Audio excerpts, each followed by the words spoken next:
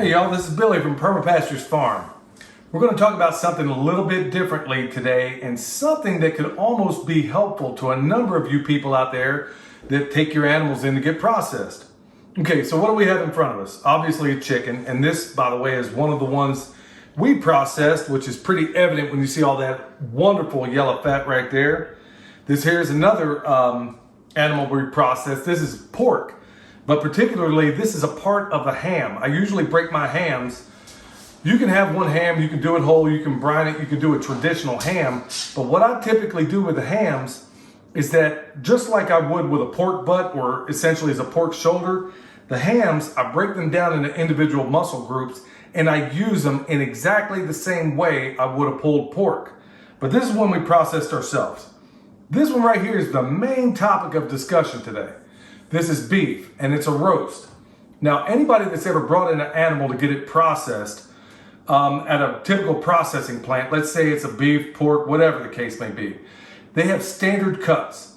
They do things out of efficiency, not necessarily the best way in which you can have it cut. So what do you get when you take in a cow? You typically get a high number of roasts, and you also get a bunch of ground beef. But if you have somebody like me who would cut it a lot differently, you would get a great many steaks out of it. You would have less ground beef and you would have fewer roasts. They do it that way because they have to be efficient. So the only thing you really get a say on is maybe what they have cut sheets. And you can get this much of this one cut and maybe some of the other. We're going to try something different today. Instead of using the old tired rub that I've been doing for the longest time, for years really, came across this other stuff, and it's made by a wonderful lady by the name of Miss Lippy. She has a YouTube channel called Gemini Homestead. Now, I first got a taste of this stuff when I was at the Deep South Homestead not long ago. Miss Wanda let me try all three types, and folks, I'm not going to lie to you, I was astonished. So I had a brief conversation with Miss Lippy asking if it could be used in the application that I'm about to use. She gave me some great tips, and I'm going to do them today. And folks, I'd be remiss if I didn't point out that this is not a paid promotion. I'm not in any way been asked to do this. I thought it was a great idea, and I thought, gee, this is an experiment I can really get on board with. So with that said, I'm going to reach over here. I'm going to show you what the spice blends are and how I'm going to use them. We have this swamp mix. As I understand it, can be used on just about everything. And the flavor of it, there's so many other experiments I want to do with this stuff. I can't wait. But I'm going to use it today exclusively on my roast that I'm treating like a brisket. And ultimately will be treated like burnt ends the way they're done in Kansas City. That'll unfold in a minute. We got this one here that's clucking good. Can you dig it? That's going to go, as you can imagine, on the chicken. This wonderful chicken we processed.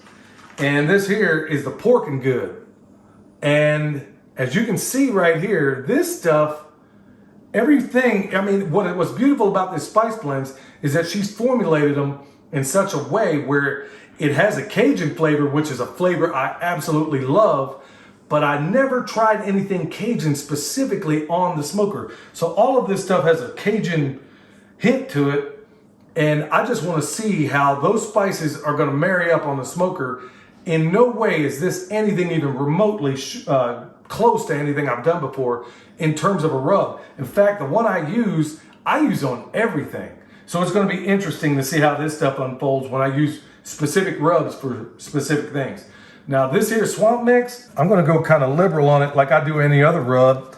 And on this roast, I'm just going to kind of massage it in, get it on every single part. Now, one thing you want to make sure your desiccant package doesn't fall in there with it, but, good to know that's in there. I've already tasted it, and the salt content is perfect already. I don't need to add anything to it.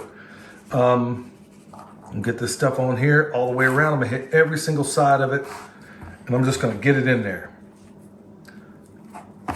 And, folks, the price of this stuff, I really don't have a problem paying. What do they say? Good stuff ain't cheap and cheap stuff ain't good. Well, this stuff right here, I thought was very reasonable. Here it is. We got like a 3-pound roast. Actually, it's more like a 2-pound roast. And I've only used maybe so far, maybe a third of the packet. And I'm pretty happy with it thus far. Okay, so we're just gonna set this off to the side. That's the swamp mix. Now, let me go ahead and clean up right quick and get back to the next one. All right, next up is gonna be this pork and good. And like I said, this would be the equivalent of a quadricep, okay, but off a pig on the ham. So, same thing. Smells fantastic. Let me go ahead and pull that desiccant bag out on the front end. And folks, anybody that wants this, William's gonna put a link in there in the show notes, but also go back to Gemini Homestead because there's a lot of good stuff on there. There's humor, some real world information on how to get things done, and even honestly, some really good life advice on that channel. So I'm really digging it and I really watch it. And folks, like I said, I'm using this stuff because the flavor is fantastic. Not for any other reason, and because I've been wanting to find some Cajun way of doing barbecue. And I don't even know if this is gonna work, but my suspicion is it's gonna work out all right. Now, I got with Miss Lippy asking if I put this stuff on the smoker, because everything I've seen her do with it wasn't necessarily used in a barbecue kind of fashion, or maybe I just missed it. But I asked her if this stuff would get bitter depending on some of the spices or whether she thought it would. She didn't think it would, because honestly, folks, I ain't in the business of wasting stuff. I wanted to ask on the front end to find out whether or not this stuff was gonna be adequate in a smoking capacity. So here it is. We got plenty of rub on there. And folks, William just tried this stuff a little bit ago for the first time, and even he thought it was off the meat wagon. All right, y'all, last up is gonna be this clucking good. Take a good look. And the cool thing about it is every last bit of this stuff smells distinctly different. You can tell there wasn't no cookie cutter method in putting this stuff together. Now, she did tell me that this chicken mixture had a little bit of a hint of lemon in it, which ain't gonna be so good on your other cuts, right? Your beef and pork. But she set this stuff up to complement whatever meat you're using. So with my rubs, especially when it comes to chicken, if I can get a hold of this thing, I'll put a fair amount of it on the inside of the cavity as well. And then I'm gonna cover all the rest of it. This is one of those reds that we raised, and honestly, it's a little bit tough because we let these guys go for about 16 weeks. But through the process of barbecue, when you do this, and honestly, if you really want to loosen this thing up a little bit more, you can start it on your smoker and you can finish it in the oven, at a low temperature if that's what you need to do. So I'm going to hit this stuff. You can even smell the lemon on this one. And this is the only one I was a little worried about because I didn't know, I'm not a big fan of the lemon flavor, so I didn't know how it would work out, but it's not overpowering. It's like it's like if you were listening to a band and all you heard was a bass drum. Well, it ain't gonna sound very appealing.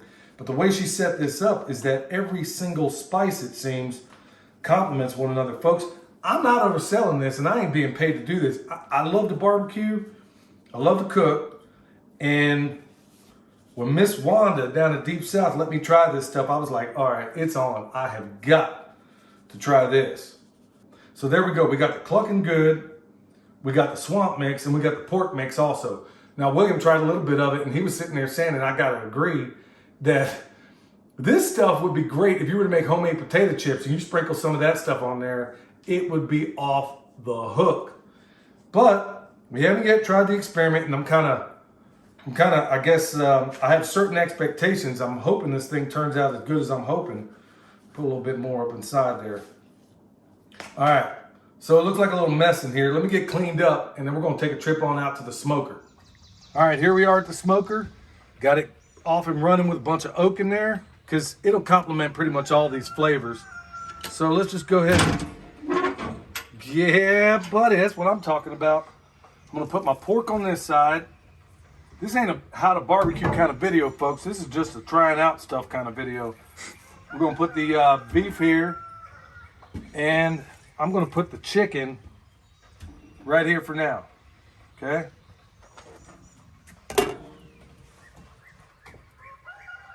So here we are, everything's smoking, the temperature's the way I want it. Everything's going the way it should. Now, it's gonna do its work on the smoker. We got other things to do around here, but when you're working on the smoker like this, you gotta kind of put other things on hold. But this is where we are right now. We'll pick it up, the process here is not important right now. The bigger point of this video is that you can use cuts that you didn't think were possible on a smoker. And you can also try out some fantastic seasonings that I'm hoping are going to be magnificent. So now it's just a time of waiting. So we're going to go get cleaned up, go get some other work done, and come back.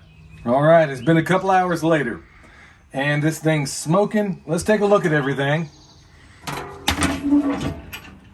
Oh yeah. Okay, this chicken, it looks good, but it's not done yet. I'll check the internal temperature. Now what I'm after here, here's my chicken. I'm just gonna stick it off to the side. We got our pork right here, but what I really want is this roast that we're treating like a brisket. But I'm gonna take it up another step. Now folks, just for GP, I don't really make a habit of cooking with aluminum. In fact, I try to avoid it, but to do the next step, if I ruin another one of Michelle's Pyrex pans, well, I'll be a statistic. I'll just put it that way. This chicken's looking good. Everything's looking good, but we're going to deal with this right now. Now, this right here, had we been, now I talked about using your roast like you would a brisket. We're going to treat this like you would the point on a brisket. And in Kansas City, a point most times is going to be taken off after it was initially smoked, removed, cut up in the cubes like we're going to do with this one, cut it into 1-inch cubes, let's say, somewhere thereabout, hit with the rub again, and then stick back in the smoker to make what we call burnt ends. Now, I could just leave this like it is. And the pork, I could, if I wanted, I could do the very same thing with this ham roast. Oh my goodness. Yeah, nice and smoky. I could do the very same thing, and I have done it and made like pork version of burnt ends. I could do that. But what you can find out is that with most pork, it doesn't have to be a pork butt to treat it like pulled pork.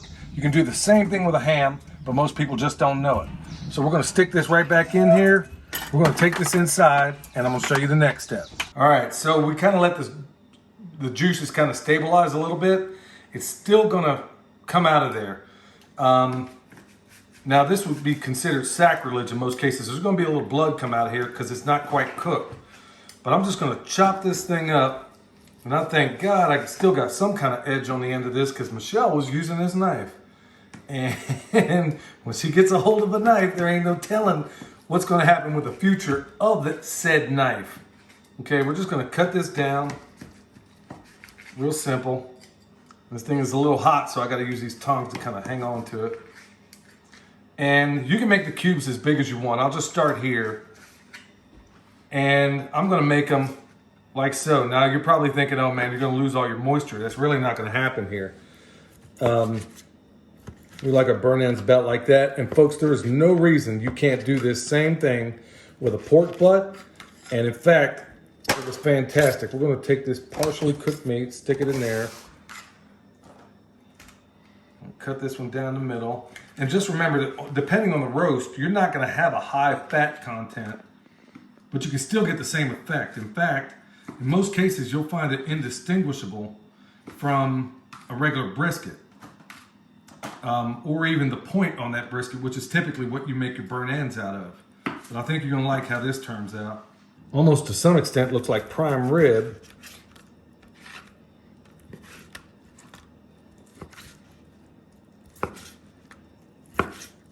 All right, everything's cubed up. Now I'm gonna take Miss Lippy's seasoning again. And remember, on this beef, I was using the swamp mix. And all I'm gonna do, sounds crazy, I know, but folks, you have no idea. William's already tried a little piece of this, and I think he's wanting to make some kind of crazy deal with Miss Lippy, some kind of trade so we can get a lifetime supply of this stuff. You can use your hands, but this stuff's still got a little heat on it. But it ain't even really cooked yet. And despite what you think, all the juice and the flavor ain't running out of this, because right now, all it's done, we already had a bark on the outside of it. And now we're gonna hit it again, and we're gonna put this whole thing right back in the smoker, and it's gonna make another bark on itself. So it's kind of cool. Like I said, this is not the traditional way in which you would make Kansas City burnt ends, but it's a derivative of it. And we've been doing it this way for a long, long time. Okay, there we have it. Everything's set, ready to go, and we're gonna stick it right back in that smoker. All right, burn ends. Time to get back in there. Now, it's just a waiting game. I'll let that go for another 2 hours. I'll cover it up, and then it's time to rock and roll. All right, y'all, the big reveal. Okay, we'll start with the chicken, and over here we got the pork. But in here is the star of the show. The thing I really wanted to point out, along with these seasonings. These are we'll call them makeshift burn ends. Like I said, the burn ends typically would come from the point of a brisket. You take it off, hit it again. Anybody that's seen burn ends knows that they look an awful lot like this. Now, the only difference is we use this seasoning rub right here, Miss Lippy Swamp Mix. And if it looks like the pan is half full, it's because William already got into it. And I'm going to give it a shot.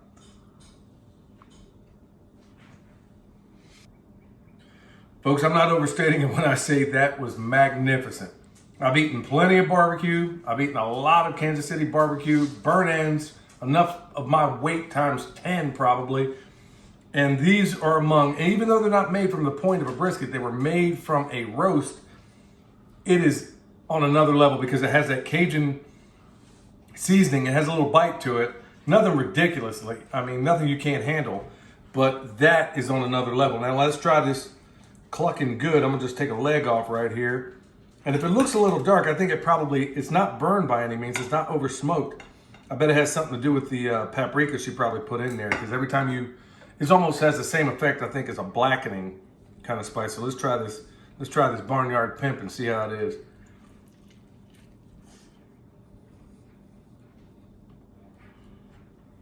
All right, magnificent. Now let's try the pork. On this one, we use the pork and good. And like I said, folks, people think that the only time you can do a pulled pork is with this pork shoulder or pork butt, same thing. I'm here to tell you that if I were to give it to you, if I were to break it down and give it to you from a ham or any number of places on the pig, it could be the capicola or the gabagool. It could be any number of places on that pig, and you will not know the difference. In fact, it's tender enough and has a great bark on it. It has a good fat ring too. And like I said, the coolest thing about all this is everything except for the seasoning I just used was procured right here. So let's give it a shot. Really and truly, and like I said, I'm not getting paid for it. Miss Lippy didn't ask me to do it. I asked her if I could do it because when I tasted it at Deep South, this stuff was on another level, but you never really know until you cook with it. Folks, right now, I could take this. You could call it a pulled pork. It's really just a ham roast, which is really just a muscle group and a ham. And I could tear it apart and it would be indistinguishable from pulled pork if I did it.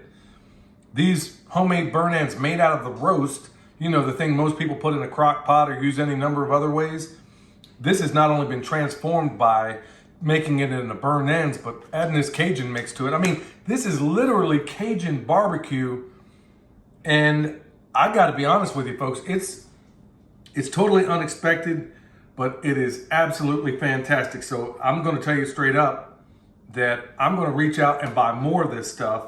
And William's going to put it in the bottom link. But folks, the biggest things I wanted to convey here, I wanted to do two major things. Number one was to show you that you don't have to use traditional cuts for barbecue. You can easily, the fattier the roast, the better it's going to be, okay? So it is going to be a tad bit drier than regular burn ends would be, or even a brisket, because it doesn't have all that connective tissue that's been broken down over a low and slow process, but it still has every bit the same flat, not quite the same texture, but it's still fantastic in and of its own self. That's what I wanted to communicate, is that you don't need those traditional cuts to make something magnificent. And when you put something like this on it, Cajun barbecue, who knew? I never heard of such a thing, but maybe somebody out there, hey, run with the idea I just gave you if it doesn't already exist. Well, folks, this is a winner, and I gotta get off of here because I'm about to put an entire ecosystem into my gut. So until next time, this is Billy, the Permaculture Pimp Daddy, where PIMP stands for permaculture is my passion. We'll see you next time.